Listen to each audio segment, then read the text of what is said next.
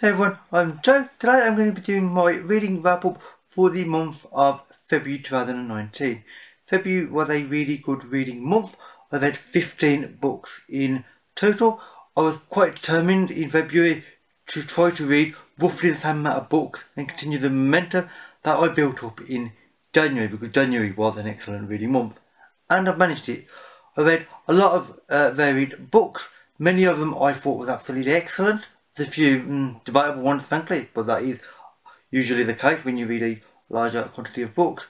And several of the books in this video I will almost certainly be adding to my favourite books of the year list when I make it at the end of the year.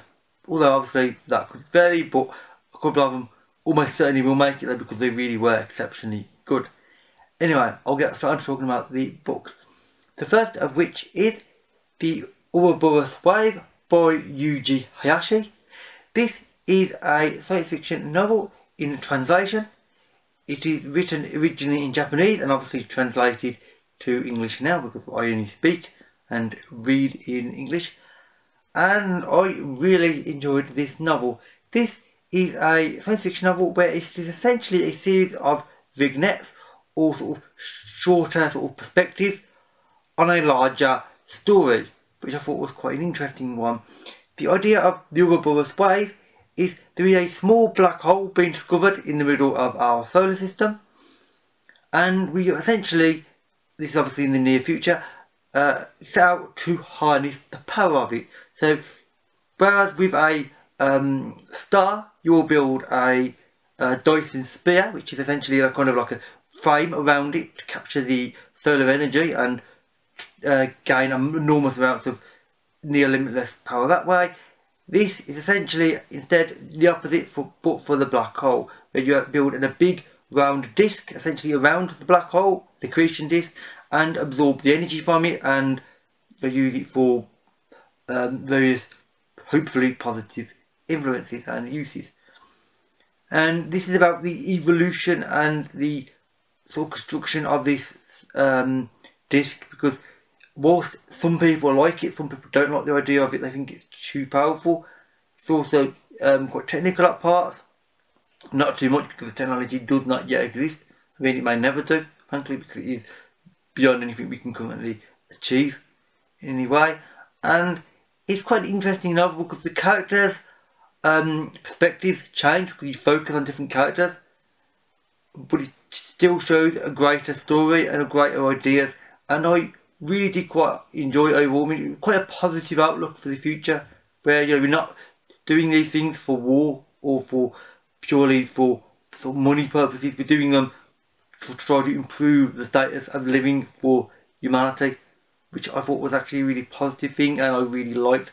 Therefore, I would recommend this novel because it was very, very impressive overall. And yeah, I really would recommend it heavily. The second novel that I read was The Stories of Ibis by Hiroshi Yamamoto.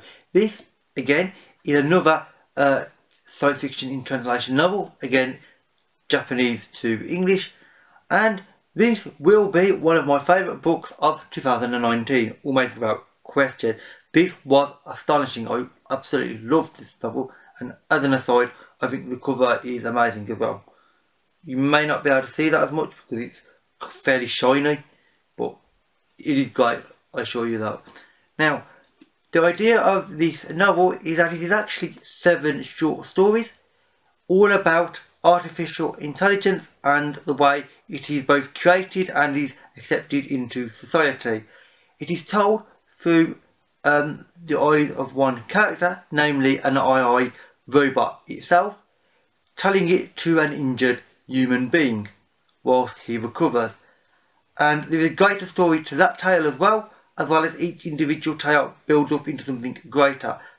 And whilst strictly speaking each story could be read almost as an individual story, this is not set up to be read like that. This is a greater narrative that builds and builds and builds, and it works out to something frankly wonderful.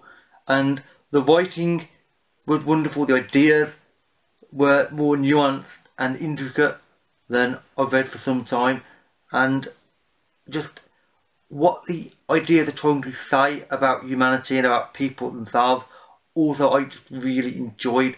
And again, this is another one that I will really heavily recommend repeatedly throughout this year because it was astonishing.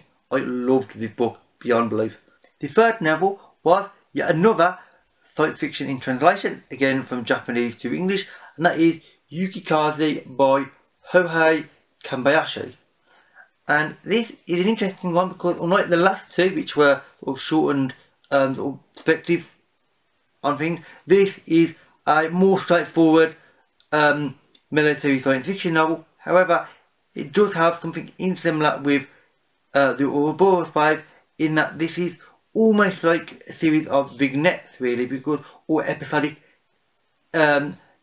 segments focus on one larger tale. And indeed, this made me think of a sort of a science fiction show, you know, like which there are many of in the world, where each section of the book is like episode 1, you introduce certain characters, you introduce the threat. Episode 2, you build upon that, new characters are introduced. Episode 3, and so on. And it was very much episodic. I wasn't expecting this. I thought it would be a more traditional military sort of science fiction novel by the sound of the back of the book, whereas it's one guy and his artificial intelligence fighter plane fighting an alien menace from another universe, essentially, which sounds simplistic, and it frankly it is more complex than that. And it's frankly fantastic. I really enjoyed this novel, not in quite the same way as the other two, because the ideas in this were more straightforward, but the writing and the way that the characters interacted I thought was quite interesting. This is not a way that I'm used to, especially with like English or American authors. I'm not as used to them writing in this way, because obviously the author is Japanese, and indeed this was also written in the middle 80s, I believe, so it's fairly old at this point, relatively speaking, compared to the newer books. So, but I would recommend this as well because it's quite an interesting one, and it does have, I believe, 2 sequels. So I will be getting to them at some point later in the year, because I am quite interested to see what's gone on in this world since this book has ended. The fourth book was Glass and Gardens, Solarpunk Summers, edited by Sarena Ulibarri. Now this is unsurprisingly science fiction, and it comes under the Solarpunk subgenre. The Solarpunk subgenre of science fiction is a very, very focused and very narrow subgenre, where the idea is very simply renewable fuel sources and an optimistic outlook on the future, basically. It needs to have those two things, at least lightly in them, to be considered solarpunk. And this book, which is a short story collection from a collection of authors that I've almost never heard of any of them, although I now will be watching out for them, because I thought this was excellent overall. There was 1 or 2 short stories, as with any collection, that was a bit like, I didn't really work for me very well. Most of them were excellent, and a couple were exceptional, frankly. And I might mention them individually at another point. But this was an excellent novel. It was optimistic, and it made you positive about the future. I mean, I'm an optimist by nature, so having a book which frankly reflects my own personality and looks positively on people and situations, and is very hopeful to say, right, this is what humanity could be if we could stop having wars and stop killing each other, is really nice, and I really enjoyed and appreciated this novel greatly. The 5th book that I read was Semiosis, written by Sue Burke. I originally got interested in this due to Rachel over on her channel Kalanade. Her enthusiasm for this book made me very, very interested, because she has a particular interest in books that have language and linguistics in them, and she was very curious of this for that reason. And I'm really glad I read this, because this was excellent. There will be a sequel to this later this year, in 2019, at some point. I believe in the middle of the year, or could be sort of the autumn, I'm not entirely sure from memory. But I would recommend this again, like the others, because this was excellent. This is quite simply a mission where Earth and humanity has had too many wars, and has sort of devastated itself to a certain degree. A generation ship essentially sort of heads off, or colony ship heads off and finds another world. They settle there. This is after they've got settled fairly heavily, and now that they are becoming familiar with their environment, and that's where the book starts, because they encounter some rather strange situations in the book where essentially there is intelligent plant life on this world. And I don't just mean it's actively resilient against their presence on this world. It is actively intelligent, in some cases more intelligent than they are, because of course they've been living there. Their level of technology has been failing because their ship has landed, so therefore they've had to make do with what they can. And it's a curious concept, and one that works extremely well, because you are not sure what to expect when this novel starts. I mean, at least I didn't. And then it builds up with something far greater than I expected it to be. I thought it would go one way, and it didn't. It went slightly a different direction, which I thought was fantastic. The writing was amazing, and the characters, one character in particular, which I'm not going to name because it might give things away, was a very curious character, a very strange character by almost any definition. And I read a lot of strange books, so me saying character is strange and interesting, it's probably quite an interesting thing by itself. I really enjoyed this novel. Great ideas, great writing. Can't wait for the sequel, and I would recommend it. The next book that I read was Misspent Youth by Peter F. Hamilton. This is the last book by Peter F. Hamilton I've yet to read, excluding his current trilogy, which he is in the process of writing. And I am sad to say this is so far the only and first Peter F. Hamilton book I actually didn't like. I thought this was actually kind of, well, frankly, terrible or awful, whatever word you want to use, because this doesn't really go by using Peter F. Hamilton's strength, which is space opera.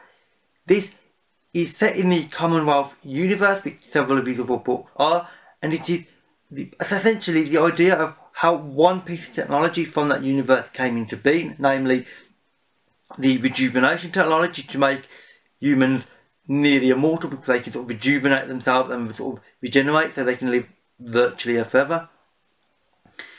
And the plot of this was, in theory, good. The writing was bad, frankly, because this essentially, the main character is the first person to receive this experimental rejuvenation technology, which makes him young again. He was actually a late 80-year-old man. He ends up basically sort of dating and having sex with his teenage son's girlfriend, for instance. He cheats on his wife. He's very immoral, and whilst at points the book tries to sort of give him reasons to doing this, I'm not going to forgive somebody for what he does. He just goes, frankly, wild in the book, and he's not a very nice person. Many of the other characters whom you hope might be decent, sort of compensate, frankly aren't very moral either. So it's a lot of not very pleasant characters doing not very nice things, and the overall concept is an interesting one. I just wish the characters were frankly vaguely likeable, because it kind of ruined the book. And yeah, only read this if you're like me and you're a big fan of Peter F. Hamilton, you want to read everything by him. That's the only reason I read it. I probably won't be rereading this one, to be honest, because it really was pretty bad. The next book that I read was The Game Players of Titan, written by Philip K. Dick. And I'm getting very used to saying this in recent months. As you know, I've been reading through several of his books per month, and as you may also be familiar with at this point, is his full-length novels do not generally work for me, and I generally think they are pretty weird and tend to trail off at the end. Yeah, this follows that trend, sadly, rather well, because the idea of it is quite interesting, but he doesn't do anything with it as far as I can see. He's got this great idea, he just sort of trails off and goes a bit strange, and I didn't overly like it. It's essentially an idea where humanity has been beaten by an alien force. They now sort of rule us, and humanity is essentially a sort of board game for the aliens. We have to play this essentially sort of dice game, gambling game, and we win each other. You can win a new wife for yourself and divorce the old one, or you can win yourself an entire state or entire country just by what dice you get in this game. And most, it's an interesting concept and could be really interesting. Philip K. Dick doesn't run with it the way you hope he does. You want him to develop this idea in an interesting way, and as it's becoming familiar to me now, he kind of just trails off. And by the end of the book I was like, well, hang on, it's finished? Since when? I didn't notice the finish, I didn't notice the ending of the book. It just sort of stopped. It wasn't, I don't know, I'm getting not overly happy by reading Philip K. Dick. I will keep reading his books because I've got quite a lot of them actually, but many of them I probably will not reread at this point. His short stories I will, but not his full length novels, because yeah, they're not really working out for me. The next book that I read was The Great Hunt by Robert Jordan. This is the second book in the Wheel of Time series, which is a 14-book epic fantasy series. Robert Jordan wrote the first 11, he then sadly died, and Brandon Sanderson was commissioned to write the final 3 books. And this is one that I actually read this 3.5 years ago now, and I thought it was quite good at the time. Nothing special. I actually think it has worked out much better for me now. Robert Jordan has tried to write basically his own big epic version of something like The Lord of the Rings, but you know, a big sort of epic fantasy series with sort of evil and a sort of a trading adventure through this great big land filled with all sorts of people and indeed evil forces at play, and it's really intricate, very elaborate and extremely complex. There are so many characters and so many concepts revealed throughout the course of the series, which I've only read a few of the books of. I know that this will become quite hard to track even for me, which I'm quite happy to keep track of lots of characters. I think this might even challenge me in that respect. And I did enjoy this overall. So if you're looking for something with epic fantasy, you know, this series might be a good one to start with, or continue with, depending on your previous experience. The next 2 books that I read were the second and third books in a 5-book series. So it's a fairly sort of loose-ish series, and that is Johannes Cabal the Detective and Johannes Cabal the Fear Institute. These are about a necromancer, unsurprisingly called Johannes Cabal. He is a necromancer due to history that I'm not going to go into, although you do find out in a rather interesting way what that is in book 3. And obviously I know it must wrap up in some kind of way in book 5, I assume. And this is a series that I am really enjoying because it is dark fantasy. It is really quite funny in a very sort of dark way, because Johannes Cabal is not a nice guy. He's selfish and he's highly intelligent and he's arrogant. You might not think this works out for a nice character, and it doesn't. It's not meant to be a nice character, but he is a good character to read about because he works in this world. This is a version of Earth where this obviously necromancy things are real, you know, talking to the dead and raising the dead. He is on a series of, let's just say, adventures, to keep it simple, and they are both quite grim in places, but also really quite amusing, depending on your sense of humour. And Johannes Cabal is, as I said, a brilliant character, and there are certain side sort of helping characters introduced in the novels which I greatly appreciated, and I'm very eager to get to books 4 and 5, and I may do some sort of overall review of the 5 books once I finish. I don't know yet though.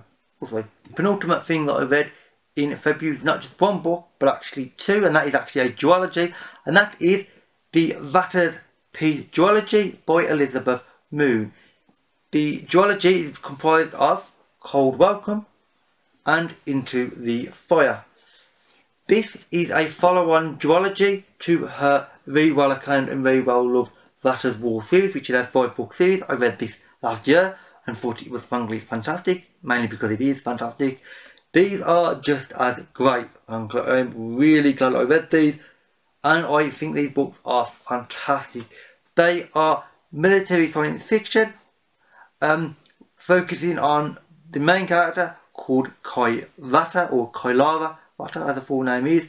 She's a young woman, especially in Vatta's War anyway. She's slightly older than this. She is from a trading family, the Vatta family. They are all very, very heavily into trading and mercantile pursuits. She, however, is very heavily military focused, and she has a very much a military mind. And in the Vatta's War series, somebody kills off quite a few of the Vatta family members. Everything is in chaos, and she's trying to write things that are in flux and in chaos. In this is when she returns from that Vatta's War series of books, let's say, and things are still not settled down. She thinks things have. They haven't. They're kind of settled in some ways, but her home world is in a bit of chaos because of the events of those aforementioned 5 books, and now she has to now deal with things. But she's changed since then. She's now got different responsibilities, and she's on a planet this time, not in a spaceship, so she has to deal with things in a different way, which is really interesting to see, because in the first 5 books she was always on a spaceship. Now she's on a planet, on the surface, on foot. It's an interesting situation, a different situation, and I really enjoyed it immensely, and I really would recommend you read something by Elizabeth Moon. Preferably Vatta's War first though, because these will be a bit weird if you don't, frankly. But then definitely read these, because these were excellent. And finally, the last 3 books I read is actually 3 books in one, because it's actually an omnibus edition, and that is the Marsbound trilogy by Joe Haldeman. This is in the quite big omnibus edition. This is the alternative line to the SF Masterwork, published by Gollancz. These are great big massive bright yellow things. I actually have quite a lot of these at this point, and I've never read one of these big omnibuses until now. I do now want to actually read some of the books I own, hence why I've read this for. Sadly, I was hoping for more by this trilogy, because I previously read The Forever War by Joe Haldeman, which won a Hugo Award, and I really enjoyed it. It had some great ideas and concepts in it. This did have some great ideas and concepts, but I don't know, there's something lacking in it. For one thing, the characters I did not enjoy at all. Whilst the characters were well developed to a point, they weren't as well developed as what you might hope they would be. You know, it sort of falls down on the character development, I thought, on this. The plot was interesting, although a bit odd at points, because this is a sort of a first contact story, essentially, where humanity goes to the stars and there is some sort of alien intelligence out there which we then communicate with in some way. It's done in an interesting way.